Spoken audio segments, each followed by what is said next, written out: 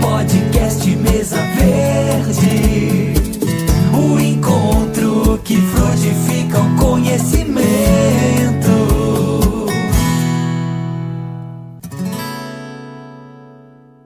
Olha, Danilo, é o desafio de participar, de pertencer hoje a esse segmento, né, do agropecuarista, né? Porque é uma palavra moderna, hoje tudo é agro, mas a gente começou nessa estrada há 49 anos, né? Nós estamos na cotonicultura, ou seja, na cultura do algodão. Iniciamos ainda no ano de 1974, né? E vi nascer o Vale do Iuiú. Fui testemunha ocular dos pioneiros que desbravaram esse vale fértil, né? Que é uma das terras mais férteis do Brasil, né? Sem nenhuma dúvida. E na pessoa de Durval de Souza Lima, né? De Eujácio Vieira Prates, de Propécio José de Barros, de Carlos Bonfim, de Binha Teixeira, de Juvencio Teixeira, de Jacques Pereira Baleiro e tantos outros que participaram do desbravamento do vale e da implantação da cultura do algodão na nossa região, né? A nossa região, Danilo, ela é circularmente conhecida. A primeira usina de algodão que veio para Guanambi, ela veio lá nos idos de 1932. Veio pelo porto de Malhada, viu, Rubinho? E foram 20 carros de boi para trazer a máquina de Malhada até Guanambi. E tinha o nome de Indústria Algodoeira Sertaneja. E o pioneiro foi o então Edgar Espínola Teixeira. E nesses idos de 1932, já se pensava em industrializar o algodão. Não só separar o caroço da lã, da pluma, mas também ele plantou uma fábrica de óleo de algodão. E fazia com óleo a torta, né? Esmagava o caroço, fazia a torta e com óleo fazia sabão. Então isso foi realmente, está no registro, né, da cultura do algodão na nossa região. E a gente acompanhou o desbravamento do Vale do Iuiú, dessas terras férteis, e Guanambi se tornou conhecida nacionalmente como a capital nacional do ouro branco. E Guanambi, essa bela cidade que a gente participa dela hoje, tem orgulho de dizer que é guanambiense, ela foi construída à base do algodão. Só na cidade de Guanambi, Danilo, a gente tinha 26 usinas beneficiando algodão. Isso tinha 4.000 funcionários, só na cidade de Guanambi. No entorno de Guanambi, que Guanambi é um polo, né? Guanambi é o centro, Guanambi é a capital da nossa região, sem nenhuma dúvida. Só no entorno de Guanambi tinha 54 usinas de algodão. A gente produzia no Vale do Iuiú, nas adjacências aqui de Pindaí, Urandi, Ibiaçucê, Riacho Santana, no entorno do sudoeste de Guanambi, se plantava 200 mil hectares de algodão. E a Bahia foi o terceiro estado maior produtor de algodão. A gente só perdia para o estado de São Paulo e para o estado do Paraná. Então, vivia-se o boom do algodão, né? Não faltava emprego, faltava gente para trabalhar. E aqui, Guanambi cresceu porque, devido a essa imensidão do algodão, para aqui vieram pessoas de várias regiões da Bahia e de vários estados brasileiros, principalmente do Ceará, de Sergipe, que vinha colher algodão. E aqui foi fixando raízes.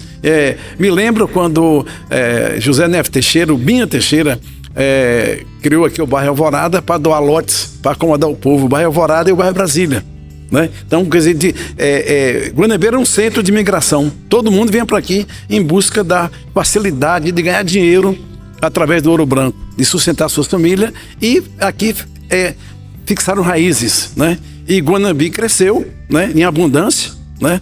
Guanambi era um movimento financeiro muito grande, né? Para vocês terem uma ideia, nessa época, a agência do Bradesco de Guanambi era a maior agência do Bradesco do Nordeste, superando as capitais. O tanto era o movimento de dinheiro que era isso aqui. Então, Guanambi ficou conhecida nacionalmente. E a gente participou disso, né? Passo a passo, das primeiras implantação de lavoura, do desbravamento do Vale do Iuiú. E é um orgulho para mim dizer que sou agropecuarista, que sou agricultor principalmente, né? Porque você produzir alimento e gerar riqueza para nossa gente é muito bom, né? É muito, isso lhe dá uma satisfação enorme, lhe dá um desafio de querer fazer mais. Eu, além de produtor de algodão, quer dizer, fico me reinventando, né? Acabou o algodão na região, diminuiu bastante, mas a gente foi para outras culturas. A gente, nos anos 90, implantamos o projeto de irrigação no Vale do Rio Corrente, município de Santana, né? E a gente plantava feijão, produzia feijão. E nos idos de 93, né, a Manchete Rural veio aqui fazer uma reportagem com a gente, né? A gente era um dos maiores produtores de feijão do Brasil. Naquele ano de 93, nós produzimos 99 mil sacos de feijão carioca. Através do sistema de irrigação. E no feijão, a gente foi se reinventando, aprendendo com a cultura. Temos o título de ser o pioneiro no plantio direto no estado da Bahia. O plantio direto é que você planta sem gradear a terra, planta sob a relva, sob a palhada. Então você economiza água e economiza energia. Que o pivô central é movido a energia. Então você tem menos mato e menos evapotranspiração. Então essa tecnologia, nós buscamos isso aí ainda no ano de 1993. E através, não só produtor de feijão, também fui produtor de milho, né, na região. É tradição nossa, produção de milho. Além da produção de milho, o feijão macaçá, ou feijão de corda, ou feijão calpi, ou feijão gurutuba. Guanabi tem uma praça aqui que chama Praça do Feijão, graças ao feijão de corda ou feijão de catar, diferente do outro. E Guanabi também ficou muito conhecida como grande produtora de feijão gurutuba do Nordeste. Teve ano aqui que a nossa região produziu 600 mil sacas de feijão e não tinha nem lugar de armazenagem. Fizemos um protesto na frente do Banco do Brasil, na cooperativa, porque não tinha era tanto feijão que você não tinha onde colocar. E esse feijão é consumido basicamente no Nordeste, né? É o feijão que veio dos portugueses, né? Através da época da escravidão, veio da África. É um feijão mais rústico, né? Que suporta mais assim, a temperatura alta e menos umidade que a nossa região tem. Então é um feijão interessante, porque é um feijão mais saudável até do que o feijão carioca para o homem. Ele tem mais aminoácidos. Esse feijão é tão importante e até a NASA chegou a fazer alguma experiência lá na Estação Internacional Espacial, né? Porque a gente fala feijão gurutuba, é feijão de pobre, não é, né? Os americanos consomem bastante esse feijão, né? No sul dos Estados Unidos, na época também da escravidão. A Europa consome bastante esse feijão, né? Você vai na França, você vai em Portugal, você vai encontrar esse feijão enlatado, tipo ervilha em conserva, né? E a gente pensa que feijão gurutuba é feijão de pobre. Não é. Isso aí é um dado muito interessante. E além de produtor de feijão, eu fico procurando fazer outras coisas, né? Partimos também para a fruticultura, né? Somos produtores de banana, hoje, aqui no município de Malhada, lá também no município de Santana, e produtor de mamão, que é outra cultura também muito interessante, né? É uma cultura que o Brasil planta hoje 80 milhões de hectares e apenas 26 mil de mamão. É uma cultura muito exigente, que é cultivada aqui no norte do Espírito Santo e no sul da Bahia, basicamente, né? E na região de Lapa, Santa Maria, o mamão achou o seu habitat natural. Porque o mamão, ele não aceita temperatura muito elevada, entendeu? Não aceita a temperatura fria, muito fria, porque dá muita doença, cheio de doenças e pragas, não se adapta. Então todo o Brasil, apesar de plantar 80 milhões de hectares, só planta 26 mil hectares de mamão. E a gente é produtor do mamão Formosa, né? E o nosso mamão hoje, eu não orgulho de dizer, participar disso, ele está indo para a Europa, né? Nós temos um parceiro em Bom Jesus da Lapa que tem um packing house, né? Packing house é uma casa de embalagem, né?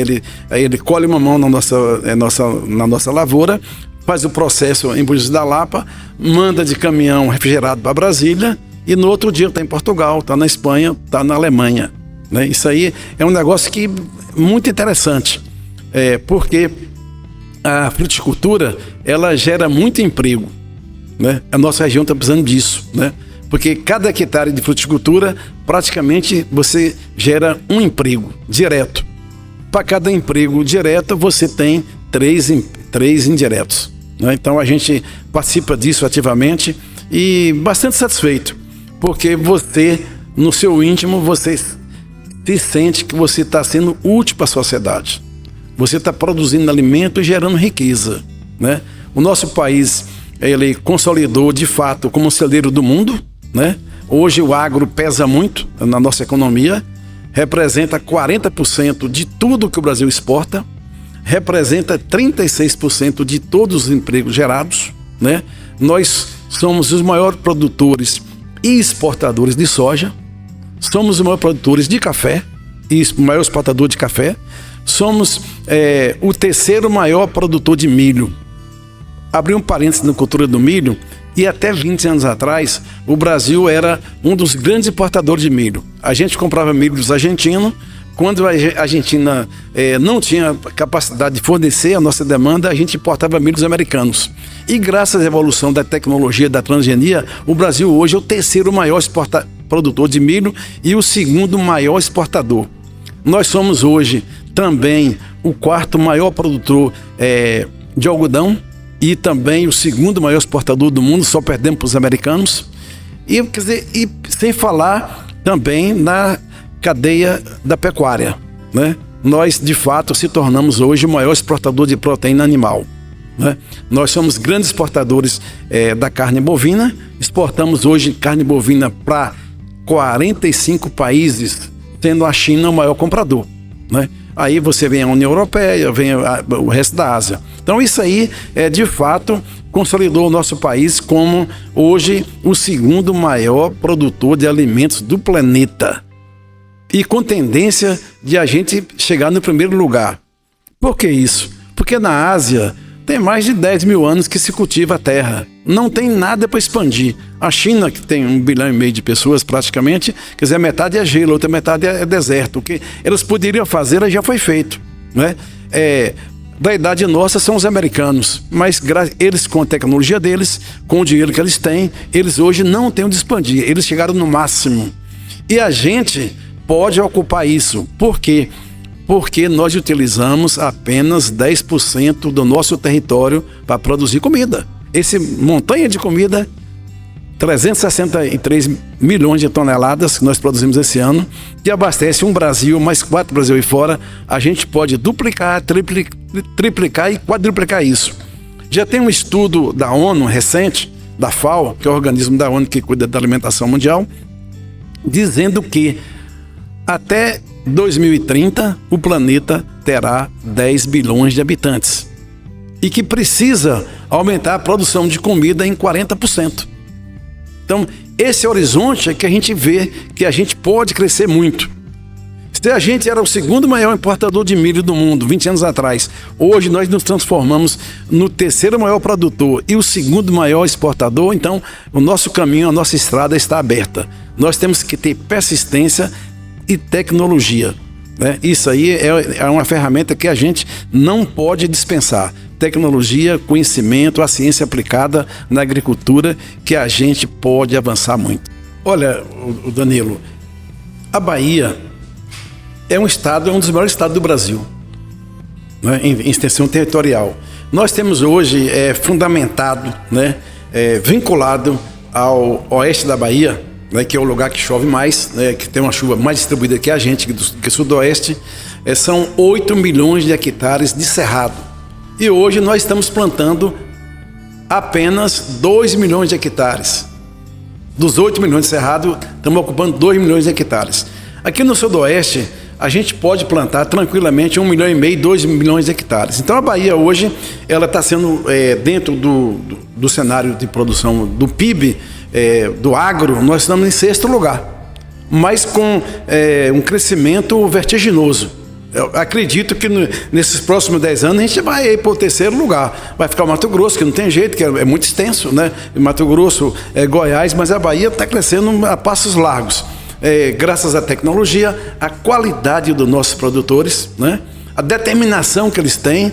E a gente tem um regime de chuva aqui no oeste da Bahia invejável. Você tem 1.200 milímetros de média por ano, onde você pode produzir qualquer lavoura. E a lavoura lá base hoje, de 2 milhões de hectares, 1,5 milhão de hectares é soja. Né? Aí você vai entrar com 300 mil de algodão, vai entrar mais com 200 mil de milho e mais um pouco de café e sorgo. Mas nós temos que avançar muito. E o sudoeste da nossa região, que foi outrora, né, a vedete dos 200 mil hectares de algodão, hoje nós, por diversos fatores, né, que os nossos ouvintes estão careca de saber disso, das crises econômicas, da hiperinflação, do regime adverso de chuva, da falta de apoio de uma política agrícola, então nós sucumbimos na realidade. Então nós hoje estamos preparados para retomar isso através da irrigação, né, de ter um valor da produção com um valor mais agregado. Né? Você não produzir muito, mas em uma área menor você produzir um valor mais elevado. Nós temos um exemplo clássico aqui em Bom Jesus da Lapa, né? Que vivia só da romaria, né? Do turismo religioso, e hoje, graças ao Projeto Formoso, são 10 mil hectares com banana, né? Bom Jesus da Lapa se tornou o maior produtor nacional de banana. E no Projeto Formoso, hoje, tem 8 mil empregos diretos. O Projeto Formoso hoje, Danilo, injeta em Bom Jesus da Lapa na faixa de 500 milhões de reais por ano. Né? Então é um negócio, é uma história de sucesso. E imagina você, a hora que a gente imaginar que essas terras do Iu, né? As terras mais férteis do Brasil, que estão aí inativas, esperando o tão sonhado projeto de irrigação. Olha, é uma pergunta interessante, né, Danilo? O que deu errado para nós do agro, não é? Então, uma somatória de fatores, né? Nós estamos hoje num momento pós-pandemia, né? Os preços despencaram, porque estavam muito altos, né? Eu vou dar o exemplo do preço de algodão. Eu estou com algodão há 49 anos. Então, o preço histórico, o algodão é uma commodity que é cotada em dólar, é cotada em libra-peso e é cotada na Bolsa de Nova York. Eu acompanho esse preço há 49 anos. O preço histórico do algodão é 70 centavos de dólar por libra-peso. Uma libra-peso são 452 gramas. Então esse é o preço histórico, 70 dólares por libra-peso. O ano passado chegou impressionante em $1,54. Porque ninguém estava produzindo no mundo por causa da pandemia. Então quem tinha foi valorizado. E hoje passou a pandemia, o algodão voltou ao que era. Entendeu? Hoje você está vendendo algodão no preço bom. Hoje está 85 centavos de dólar, 86 centavos de dólar a libra-peso. Voltou para a normalidade. Acontece que na pandemia, não só as commodities nós produzimos subiram, mas a matéria-prima que a gente comprou também subiu. Uma tonelada de ureia custava R$ 6.300. Hoje voltou para a realidade, 2.300. Uma tonelada de MAP, né, que é a fonte de fósforo que a gente utiliza para produzir as commodities, algodão, milho e feijão, chegou a impressionante R$ 9.000. Hoje está R$ 4.000. Então, o boi, que todo mundo está curioso nisso aí, o boi chegou a R$ 320 arroba, né, Delvan? Então, é um negócio que você sentia que aquilo é artificial, que aquilo não ia durar muito tempo. Passou a pandemia, a vida voltou à normalidade, os preços voltaram, os preços antes da pandemia. Soma isso que tem um fator da guerra na Ucrânia com a Rússia. O que o agro tem a ver com isso? Tem, muito. Porque quando estourou a guerra em fevereiro do ano passado, que a guerra não ia ter controle e que a gente não ia ter adubos. Não ia ter a ureia, não ia ter o MAP e nem o cloreto de potássio. Que a gente importa, o Brasil importa 90% do adubo que a gente utiliza na agricultura. E sem adubo, comecei a produzir. Aí os preços, o céu é o limite, explodiram os preços, né? E os defensivos, foi do mesmo caminho, que com essa guerra não ia ter defensivo. Vou dar um defensivo que é muito utilizado, que chama glifosato, né? Ou o nome comercial de Roundup, ou popularmente o Mata Tudo, que eles falam, né? Então chegou a R$80 o litro. Hoje, quanto custa? 25. Então as coisas estão voltando para os preços pré-pandemia. Toma isso tudo, Danilo, o que deprimiu o preço do boi. Nos pecuaristas estão nos ouvindo aí. A queda do dólar. Porque nós vivemos exportação. Então o dólar ano passado era R$ 5,86. Quanto é o dólar fechou hoje? R$ 4,94. Então aí dá uma queda de 17%. Bota 320, tira esse preço do dólar, né, Edelvan? Você já vem o boi hoje para R$200, 220. Então, aquele boom passou. E devido à guerra da Ucrânia com a Rússia, a Europa entrou em recessão. Teve um amigo meu que esteve agora na Europa, ele falou que nunca viu a Alemanha tão deprimente como está hoje. A Alemanha é a maior potência econômica da comunidade europeia. Falou que está tudo parado, a Alemanha, a Inglaterra, a Itália, está tudo parado, tá tipo assim uma recessão. Toma isso, a China, que cresce 11, 12, 13% ao ano, esse ano vai crescer 5, 6%. É a segunda maior economia do planeta, são os chineses, né? Vai produzir esse ano algo em torno de 18 trilhões de dólares, é o PIB da China esse ano. Então, você somando isso tudo aí, vindo para o nosso Brasil, você vê que os preços hoje estão na realidade. Estamos com dificuldade, sim, porque fizemos uma safra com os preços caros e estamos com ela aí vendendo barato. Acredito e tenho fé e confio em Deus que a partir do ano que vem vamos voltar para a normalidade, né? O algodão, aqui o ano passado chegou o capulho a R$105, hoje tá R$55. Eu vi um tá vendendo agora, né? De 105 para 55. Esse é o preço real. O problema é que ele custou caro, mas para o ano que vem vai voltar para a realidade e as coisas vão se ajustando. Quer dizer, caiu o meu preço de venda, mas caiu o meu preço de compra. Então, a partir da safra do ano que vem, a gente vai botar o trem no trilho para andar de novo. O que a gente não pode é desanimar e parar. Porque a gente está no meio do rio, nós estamos nadando. Se a gente parar, afoga. É claro que essa aula eu tenho, né? Sou privilegiada, eu tenho essa aula praticamente todos os dias. E dessa conversa gostosa, desse aprendizado, dessa paciência para ensinar. E eu sou de formação, eu sou uma dentista, né? Cirurgiã dentista, odontóloga. E tem todos esses cuidados, né? No consultório a gente tinha assim... cair no agro foi muito bacana. Trazendo essa visão de biológicos, né, de micro-organismos e tal, o que eu poderia fazer para melhorar a nossa, no caso lá, a nossa plantação, a banana, seja a soja, seja o milho, o que for. O que a gente poderia fazer para melhorar esse solo, esse manejo? Porque isso, como meu pai disse, é um orgulho falar, nossa, você está comendo isso, eu produzo isso. Sabe, a banana que você está comendo, eu produzo isso. E você não sabe o carinho que é e o cuidado que a gente tem que ter para você se alimentar. Né? Essa é a missão do agro, né? Dar o nosso melhor para te servir. E aí, eu falo que ele logo, há muito tempo atrás, há quantos anos atrás, você já mexeu lá com biológico na Bem Bom, na Fazenda Bem Bom?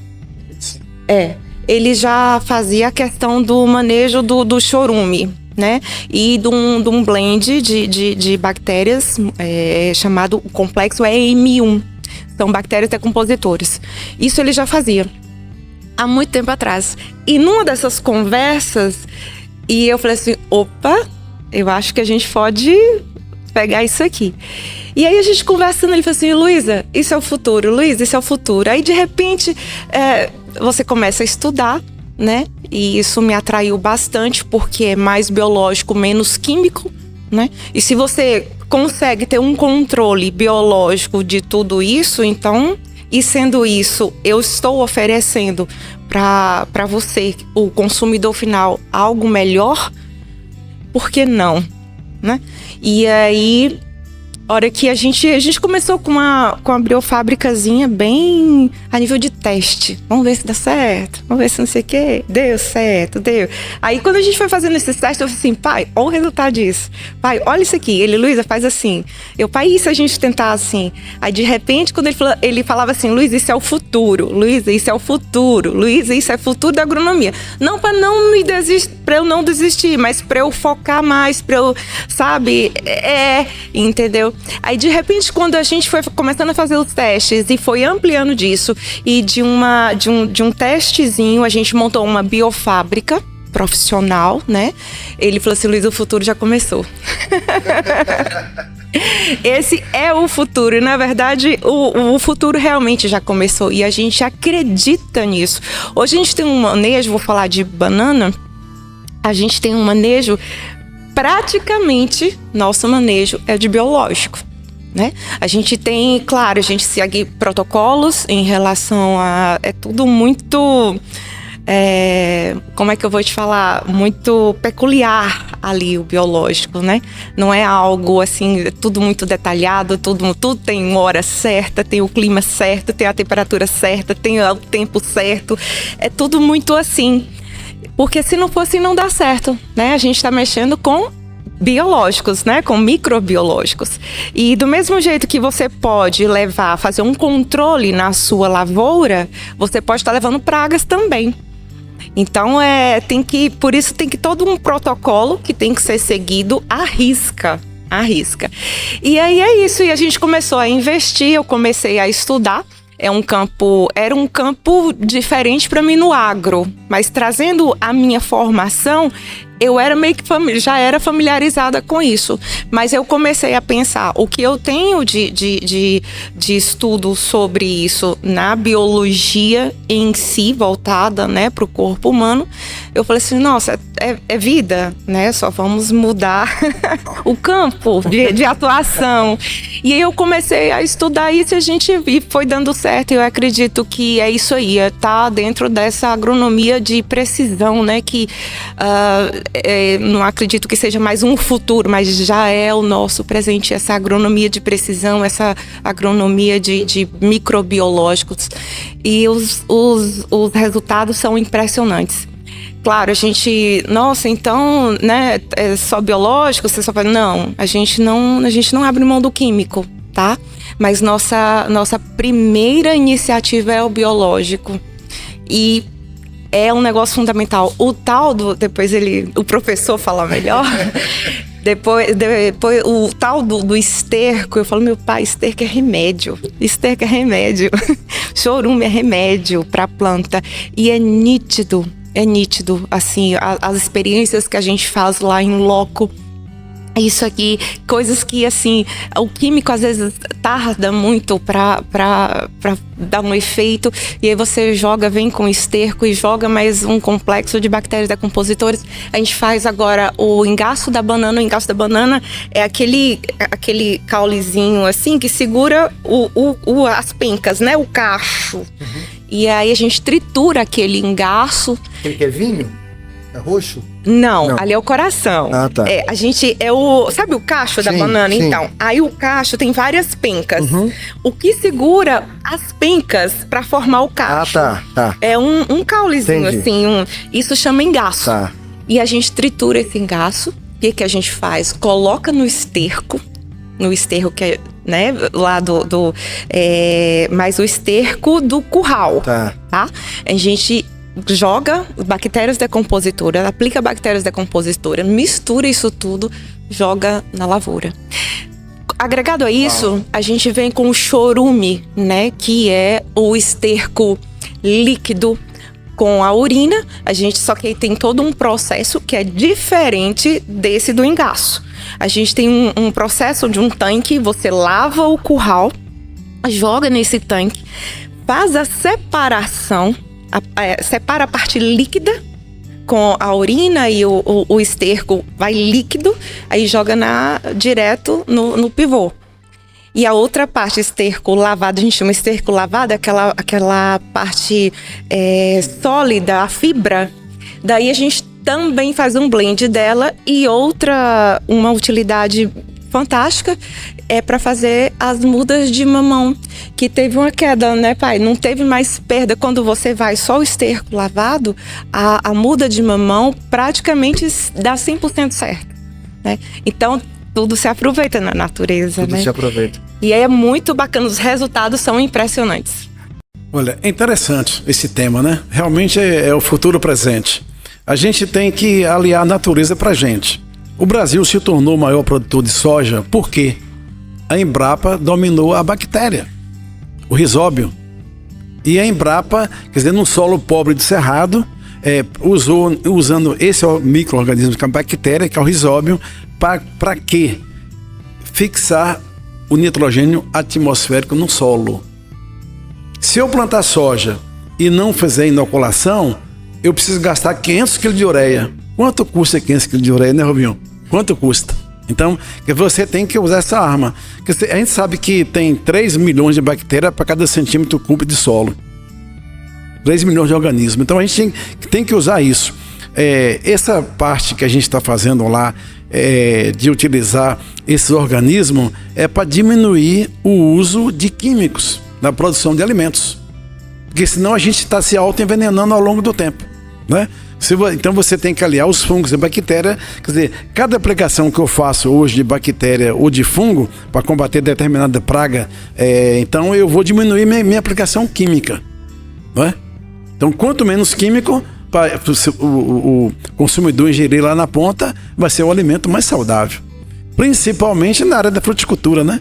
Você come in natura ali, a sua fruta não vai cozinhar, não vai tratar, não vai nada. Então, essa é a agricultura do futuro, o uso dessa ferramenta da biotecnologia, do aproveitamento de fungos e bactérias a serviço da agricultura 4.0. Isso aí não se discute, né? Além de ser a viabilidade econômica. É bem mais em conta. E a gente, né, Danilo, questiona muito que o Brasil é o maior consumidor de defensivos do planeta. Mas olha o tamanho da nossa área, né? Proporcionalmente o Japão dá 10-0 na gente. Então o Brasil é o maior consumidor. Temos que a gente tem que preocupar com a qualidade do alimento, sem nenhuma dúvida. Mas às vezes você não pode abrir mão ainda do uso dos defensivos químicos, né? Então no futuro próximo sim, né? A gente tem esse processo interessante lá de reaproveitar tudo. Então eu costumo falar com você que eu entrei no segmento de produzir leite, né, para aproveitar a urina da vaca. Por que a urina da vaca? A urina da vaca é o fertilizante, é o biofertilizante mais completo que existe. Ele simplesmente tem 14 elementos: nitrogênio, fósforo, potássio, ferro, boro, zinco, entendeu? E tem ainda um ácido indolacético.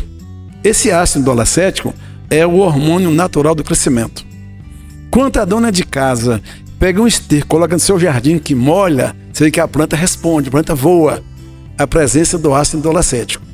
E a urina da vaca é tão interessante que quem mora na zona rural costuma falar assim: mijo de égua mata o capim.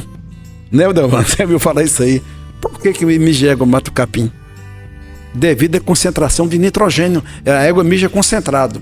Ou, então, é comum você ouvir, falar assim: meu filho, não pisa em mijo de égua não, que é 7 couro no pé. E aconteceu comigo quando era menino. O nitrogênio queima sua pele. Então são 7 peles até você sarar. Não tem jeito. É 7 couro no pé. Mas a urina da vaca, além de ser o biofertilizante mais completo que existe, ela também é um inseticida natural. Se você pegar 1 litro de urina de vaca, fermentar ele 72 horas, diluir 1 litro de urina fermentada em 100 litros de água, você vai matar tríplice pulgão no seu jardim. Ou 3 litros de urina de vaca fermentada 72 horas, diluir em 100 litros de água, vai matar o fusaro no abacaxi. Esse é um trabalho que a Universidade Federal Rural do Rio de Janeiro fez, né, a Pesagro, né? E a urina, ela assim, cada vez que você lê sobre a urina, você fica mais entusiasmado, porque na Índia, você sabe que o boi é sagrado, né? E na Índia, algumas regiões da Índia, a pessoa toma urina para saúde. combater alguns males, né, de doenças coronárias, né, diabetes, disfunção erétil. E, recentemente, como a urina é um ácido, está usando a urina, as mulheres, né, que é mais vaidosa, para lavar o rosto. Quanto custa um tubinho na farmácia desse ácido, né, Rubinho? E a urina de vaca é de graça. Olha, Danilo, isso já é presente em muito estado brasileiro, né? E a gente sabe que o mundo, a evolução é constante do ser humano, né? A busca do conhecimento, a busca de você pegar as forças da natureza para colocar como ferramenta para ajudar na sua produção. E a agricultura digital não é diferente. Hoje as máquinas são ultramodernas, as máquinas são guiadas por GPS, né? As máquinas hoje já tem muitos tratores que não tem operador, né? Você já tem hoje as estações meteorológicas todas automáticas, digitalizadas, que você sabe em cada ponto da sua fazenda qual é a temperatura naquele ponto, qual é a velocidade do vento, qual é a temperatura máxima, qual é a temperatura mínima, entendeu? Qual é o volume de evapotranspiração que eu estou tendo para determinar se eu vou irrigar aquela área ou não, né? E os americanos agora já tem isso há bastante tempo e está chegando para a gente. Tem a plantadeira que a gente conheceu agora lá na AgriShow, que ela é totalmente automatizada. Ela não tem operador. Você programa, você faz a programação do talhão que você quer plantar, a velocidade que você quer colocar, o número de sementes por metro, entendeu? Você digitaliza isso e coloca no seu computador. E dentro da sua sala, você está assistindo a plantadeira plantar a 2, 3, 4, 100 km de distância. Onde tem internet, não tem limite. Então isso é que está chegando no campo. O campo deixou de ser aquela rocinha tradicional, né, Odelvan? Onde tinha uma casinha que não tinha energia, que era o candeeiro, né, que clareava. Hoje acabou isso, né? Então você vê que, de um modo geral, a agricultura de 4.0 está pegando todo mundo. E quem não se adequar vai ficando para trás. A vida é uma competição. Nós estamos correndo junto. Quem cansar vai ficando, o outro vai para frente. Então, essa agricultura digital 4.0, ela vem para ficar, né? Hoje você tem recentemente o exemplo dos drones, né? Que você, ao invés do homem colocar um pulverizador nas costas e com esforço físico bombeando lá para fazer um dia de serviço todo, fazer meio hectare, você tem um drone, né? Que ele passa de onde você quer, ele faz um mapeamento via satélite da área, determina lá, você coloca um inseticida nele, ele com precisão absoluta joga 8 litros, 10 litros por hectare, sem nenhum operador, à distância. Então você não tem ninguém para se contaminar.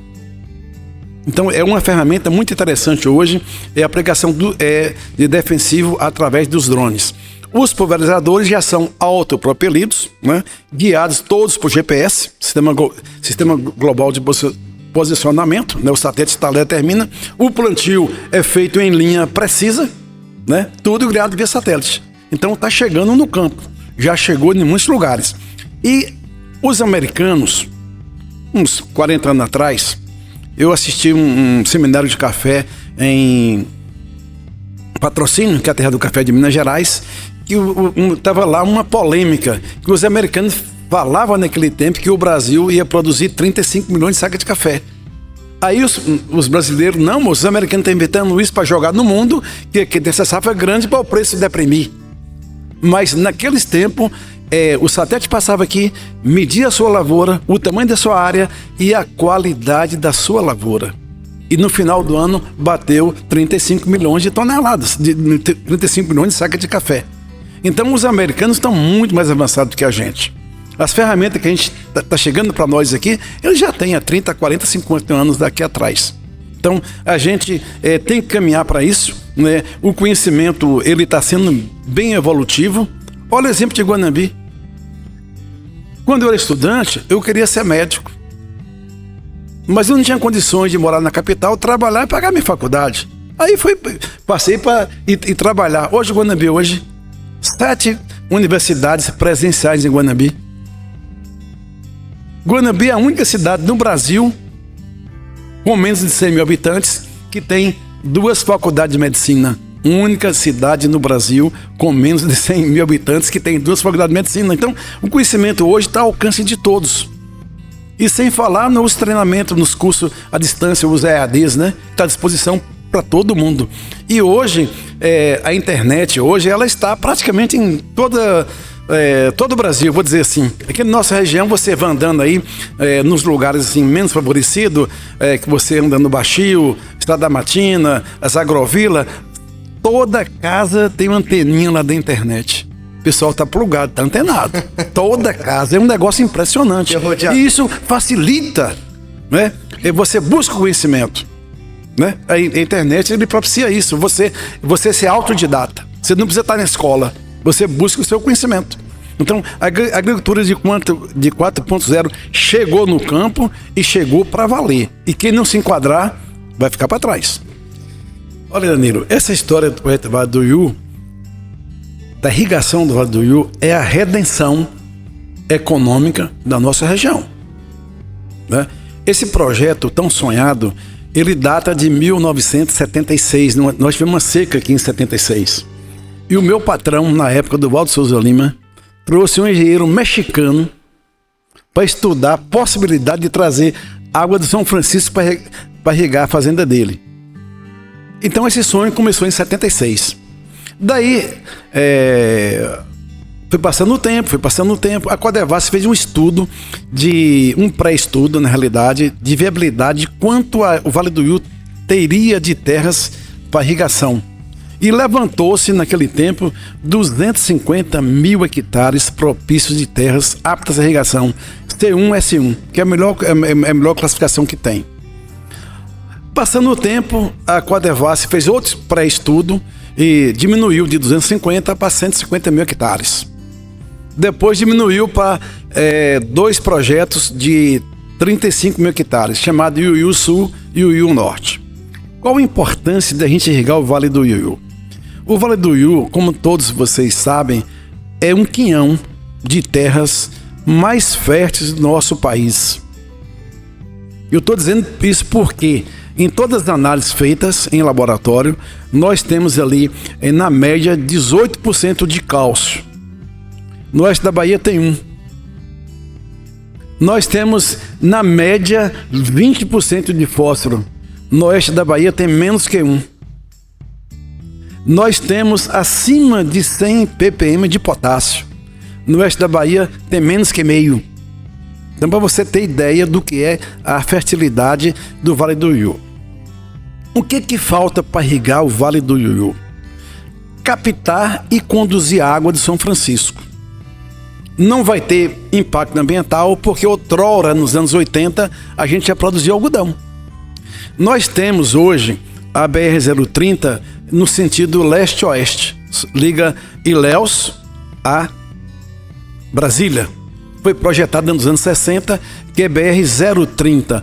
Toda BR-0 parte de Brasília. 010, 020, 030, 040, 050, parte de Brasília em direção a algum lugar. Então a 030 é o lugar mais perto do mar de Brasília, né, que passa aqui na nossa região. Estamos ela praticamente concluída. O que precisamos mais? Energia. A gente não tinha energia. Hoje, graças ao nosso parque eólico, fantástico que a região tem, que vai ser o maior da América Latina, são 2.000 aerogeradores, juntamente com o parque solar que está desenvolvendo, a Bahia hoje é uma grande exportadora de energia para o Sudeste. Quem viaja daqui para Caetité, você passa em cima de 5 redes grandes de transmissão de energia. Sai de Bom Jesus da Lapa em direção a São Paulo, quer dizer, entronca na CEMIG aqui na altura de Janaúba, na altura de Coronel Fabriciano, na altura de Pirapora. Cada rede daquelas são 500 mil volts. Então a Bahia hoje é um grande produtor de energia. Então nós temos as terras mais férteis, nós temos energia, nós temos a infraestrutura que é a BR-030 ligando o leste-oeste, entendeu? E temos no Vale do Iuiú, da nossa região, melhor dizendo, diferentemente de outros projetos de irrigação, nós temos um elemento de fundamental importância, que é o nosso produtor empreendedor. A Codevasf recentemente fez um projeto aqui em Baixio de Irecê, Na realidade, ele não é de Irecê. Ele é de Xique-Xique e Salitre. É um projeto de 95 mil hectares, mas é uma terra muito fraca. Não teve muito sucesso, né? Então, no Vale do Iú, muita gente licitou lá e não quis comprar lá, não quis participar. O Vale do Iú, nós já temos tudo. Nós temos esse elemento chave, que é o produtor empreendedor. Nós já temos a estrutura de todas as cidades em torno do vale. Carinhanha, Malhada, Iuiú, Sebastião Laranjeira, Palmas de Monte Alto. Em torno do vale nós já temos toda a estrutura. Então, não vai ter impacto nenhum. O que falta, então? A boa vontade, o prestígio político, né? E isso vem ao longo de vários deputados, né? Da época de Manuel Novaes, que foi deputado de São Francisco, depois o deputado Prisciana, Nilo Coelho, quando foi deputado federal, chegou a colocar uma emenda na Codevasf e chegou a indenizar 9 mil hectares, que é no Iú Sul, né? Mas não deslanchou. E recentemente, conversando com o deputado Charles, né, que hoje está muito alinhado com o ministro Rui Costa, que é uma pessoa de muito prestígio hoje no governo federal. Então, conseguiu agora que a Codevasf venha aqui fazer a licitação, né, a ordem de licitação do estudo de viabilidade de 50 mil hectares. Vai vir aqui em Guanambi, né? O ministro, o presidente da Codevasf, o governador do estado e o ministro da Integração Nacional vai estar aqui em Guanambi para fazer esse lançamento na primeira quinzena de setembro. Isso aí é uma notícia espetacular. Por que isso? Porque as nossas terras hoje do Vale do Iú vale o quê em termos de reais? Em torno de 10 mil reais o hectare. Esses dias, conversando com um amigo meu aqui em Rio Verde de Goiás, ele falou que um hectare de terra lá vale 1.000 sacos de soja. Quanto é 1.000 sacos de soja? 130 mil reais. Olha, a melhor terra do Brasil vale 10 e a sua vale 130? Alguma coisa está errado. E se eu irrigar, a sua não vale porque você não tem produção, a chuva é pouca. E se eu irrigar, o que vale mais? 1 hectare de terra irrigado aqui no Vale do Iú, 1 hectare de sequeiro lá em Rio Verde de Goiás. Então, vai ser a maior valorização imobiliária da história. Quer dizer, se minha terra hoje vale 10 mil, se eu irrigar, ela vai valer 100, 120, 130. Quanto custa para irrigar o Vale do Iú? Acredito que hoje, assim, a grosso modo falando, uns 2 bilhões de reais para irrigar 50 mil hectares. É muito dinheiro? Sim, é muito dinheiro. Mas se eu pegar 50 mil hectares de terra a 10 mil reais, vale quanto? 500 milhões. Se eu pegar 50 mil hectares de terra valendo na conta a 100, quanto é que vale? 5 bi. Tira os dois de investimento e ainda sobra 3, né, Devan? Então, não tem sentido aqui não estar irrigando. Eu falei anteriormente no exemplo clássico de Bom Jesus da Lapa. Tem outro exemplo clássico aqui também. Petrolina. Petrolina hoje deve ter em torno de 40 mil hectares irrigado. E tem um PIB de $1 bilhão. Tem um PIB de 5 bilhões de reais com 50 mil hectares. Se eu irrigar no Vale do Iú, eu vou ter quanto? 10 bilhões. Se eu partir para a fruticultura, cada hectare ocupado com fruticultura ocupa uma pessoa. Entre a produção, o packing house e a comercialização. Então, nós vamos gerar aqui no Vale do Iú algo em torno de 40, 50 mil empregos diretos. Para cada emprego direto, você vai ter 3 indiretos. Uma região hoje que praticamente não está produzindo nada, o nosso PIB hoje é $1 bilhão, nós vamos passar para 10 bi. Vai impactar a economia de toda a região do Sudoeste, vai impactar a economia baiana. Precisamos de quê? É o que eu falei, prestígio político. Só falta isso. Não se admite hoje que o município de Malhada é o maior município banhado pelas águas do Rio São Francisco. São 126 quilômetros mais de rio e não tem nada irrigado. E pegaram a água de São Francisco, levaram para irrigar o Ceará, para irrigar o Rio Grande do Norte, a 400 quilômetros distante, tendo que o São Francisco passa na nossa margem do Vale do Iú. Então, o momento é esse. A gente tem que unir forças, né? Os nossos deputados de centro, de esquerda, de direita, todos os prefeitos da região deverão estar presentes, né, nessa vinda do governador aqui, do ministro, do presidente da Codervasf, para a gente ver se a gente consegue deslanchar isso. O meu grande sonho antes de morrer, Danilo, é ver o Vale do Rio produzindo emprego e gerando emprego para nossa gente. É o boom, né? Eu acho que é o boom para essa região sair do 30º algum lugar aí, voltar pro 5º, 3º, 4º. Importante, a gente batendo papo, Guanambi nos anos 80 era o 6º PIB do estado da Bahia. No ranking, né? No ranking. Dos 417 municípios, a gente era a 6ª economia. Hoje nós estamos a 31ª. 31. Precisamos recuperar nosso posto. E é pra ontem, né, Luiz? Qual é a mensagem que hoje Maria Luísa deixa para estas ramificações, estes obreiros do amanhã? Eu vou dizer uma palavra. Uma palavra. Coragem. Tenham coragem. Como meu pai disse, eu moro na roça hoje, né? Eu moro na roça. E viver da roça, fazer a roça acontecer. Hoje, fazendo um download aí, o agro acontecer, né? Dessa transição aqui da roça para o agro, fazendo o agro acontecer, é preciso ter coragem. E não desistir com seus altos e baixos, porque o agro é isso. É esse desafio todos os dias, que você precisa.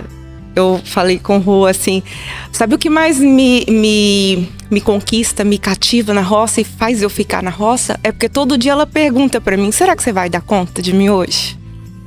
Então, assim, tenham coragem. A mensagem é tenham coragem, porque o preço é alto, assim, você se dedicar a isso. Mas quando você faz com amor, com carinho que você faz e vê aquilo acontecer e produzir, e essa mensagem fica muito assim, meu pai, eu produzo algo para você consumir.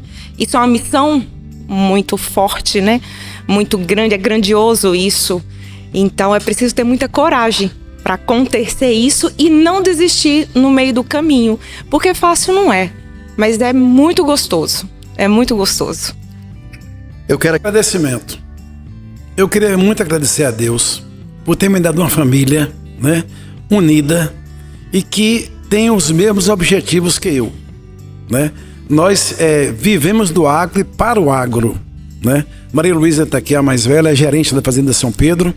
Tem o Luiz Carlos, que é o mais novo também, né? Que é o veterinário, toma conta da pecuária. Ele não é conhecido como assim, não. Ele é conhecido como Zé Trovão. Tem Lucas, né? Lucas hoje que está na frente da Fazenda Bem Bom, né? Uma fazenda tradicional, né? Que onde o Roberto, que era meu irmão, exercia essa função, né? Hoje está lá assumindo essa produção. E tem a mais nova, que é casada com o Gustavo, que faz parte da logística, né? E só tem que não mexe diretamente no agro, é só Lilian, que é médica, né? Então, por enquanto, ainda não está diretamente ligado com a gente, assim, no dia a dia. Tem uma esposa também muito dedicada, né? Que sempre compartilha comigo os meus pensamentos, quer dizer, os meus objetivos, entendeu? Eu tenho muito que agradecer. E dizer para os jovens que o nosso país é o país do agro, é o país do desafio, mas é o país que gera oportunidades para todos. Eu me lembro que eu comecei na vida sendo simplesmente um borracheiro. E naquele tempo não tinha energia elétrica, Delvan. Você enchia o pneu, era com a bomba, né, veterança? Enchia com a bomba. Então, o Brasil dessa essa oportunidade para todo mundo. Você tem que perseverar, né? Porque a gente já enfrentou muitas crises no agro. Essa não é... Nós estamos vivenciando mais uma, mas eu confio em Deus que a gente vai conseguir ultrapassar isso. E tem um ditado chinês também que diz, tira o S da crise, crie, né? Invente, persevere, que você vai vencer. Eu acredito muito nisso, né? Acredito de fato nisso. E dizer que o futuro do nosso país, da nossa região, sem nenhuma dúvida é o agro. Guanambi, essa cidade maravilhosa, preocupação muito grande, Danilo. Como gerar emprego para nossa gente, para os nossos profissionais que estão se formando nas universidades. Nós não temos uma grande indústria geradora de emprego em Guanambi. Nós não temos o que industrializar. Nós não somos um ponto turístico, igual o sul da Bahia, igual Porto Seguro, que cresceu com o turismo. O que resta para a gente? O agro. Gerar emprego e riqueza através do agro. Nessa oportunidade aqui, eu quero agradecer a oportunidade de estar aqui presente no podcast Mesa Verde, e há um agradecimento todo especial ao Ildevan, que está aqui, o Ildevan Ribeiro está aqui presente, porque ele é um exemplo, que acreditou nas suas ideias e montou aqui um espetáculo de escritório do podcast Mesa Verde. Então, parabéns, meu amigo Ildevan, e dizer, né, Ildevan, vamos seguir firmes, vamos estar juntos, vamos estar irmanados e trocar informações, porque o conhecimento só é válido quando ele é compartilhado. Aos nossos ouvintes participantes, eu quero desejar que esse sucesso continue e que alguma vez na frente a gente vai estar aqui para tratar de outros assuntos. Luiz, para encerrar, quais são as palavras-chave para o agro Brasil assumir o seu protagonismo na produção de alimentos e na garantia da paz mundial? Sem dúvida nenhuma, o país se tornou de fato o celeiro mundial, né? E Deus nos deu esse território maravilhoso, onde a gente pode produzir alimento o ano inteiro. Nós temos 2 safras por ano, 3 safras por ano. Os americanos, que são os mais adiantados, só tem 6 meses propício à agricultura. Eles fazem tudo em 6 meses. Nós podemos fazer o dobro, porque nós temos 365 dias para produzir alimento. Meus amigos, e eu quero aqui de uma forma especial, em nome de Ildevan, em nome da Madeireira Guanambi, em nome do podcast Mesa Verde, lhe agradecer, Luiz. Muito obrigado. Eu que agradeço. Muito obrigado por estar aqui. Eu que agradeço. Eu acho que é muito válida esse agradecimento. Você é uma inspiração assim para muita gente. A sua vida é uma inspiração. E você transpira muita paixão, muito amor pelo que você faz. Isso é muito notório, né, Luísa? E você é uma inspiração para Ildevan, para mim, Rubinho, Wellington, Vitor, para Guanambi, para o Brasil. Você não tem ideia a inspiração que você é para muita gente. Deixa eu confessar. Deixa eu confessar na minha inspiração. Vai. Por vezes a gente anda na roça, isso é de praxe, né? Na minha casa, todo mundo conversa agro. A gente começa assim, o nosso bom dia é choveu, com a temperatura, é o nosso bom dia. Isso a gente passa, assim, é o nosso, né? Oi, chovendo aí? Enfim. Aí vem as aplicações e tal, e valores, né? Enfim. Mas sabe o que mais eu fico apaixonada e assim, babando, sendo inspirada? É ele descer no carro e bater para tirar foto da lavoura. Gente, é o mesmo algodão, é o mesmo milho, mas é o mesmo para quem tá de fora, né? Porque para quem tá de dentro da roça, nunca que um plantio vai ser igual ao mesmo, nunca que uma colheita vai ser igual ao mesmo, mas é nunca. Você pode usar o mesmo trator, no mesmo solo, com a mesma semente, que não é nunca igual. Então, essa renovação que eu vejo em meu pai é que me inspira, é que me dá coragem para falar, eu preciso ir, né? Porque se ele já viu isso repetidas vezes, né? E com essa paixão de descer do carro para tirar foto, para medir tamanho de milho. Olha, Luísa, tira uma foto minha, olha o meu braço onde é que tá. Tá dando uns 3,5, tá dando uns 2,5, vai crescer tanto, vai crescer. Isso é apaixonante. Isso é... Não sei das outras profissões e como que tem a família toda envolvida nisso. Mas na minha casa é assim, a gente respira o agronegócio. Em uma mesa como essa, o que mais me chama a atenção em pessoas grandes como o Luiz é que tudo que ele tem não está no coração. A forma de falar vulgar que o mundo usa, que as pessoas são gananciosas, egocentristas, Quem conhece o Luiz sabe que o que ele tem não está no coração, ele não é preso a nada disso. Então, em uma mesa como essa, sendo participe desta seleta conversa, a gente chega à conclusão, Rubinho, de que na vida não é só sobre metas, conquistas, não é fama, linha de chegada. Eu acho que é sobre quem a gente se torna durante a caminhada. Isso eu acho que é o maior aprendizado que a gente pode levar. Em nome da Madeireira Guanambi, do Nelore e RJ, chegamos ao fim de mais um episódio. Primeiro episódio, terceira temporada, o agro é o nosso chão. E para hoje eu tenho a lhe dizer, o conhecimento lhe dará poder, mas o caráter lhe dará respeito. Até a próxima, meu muito obrigado, até sempre, fui! Você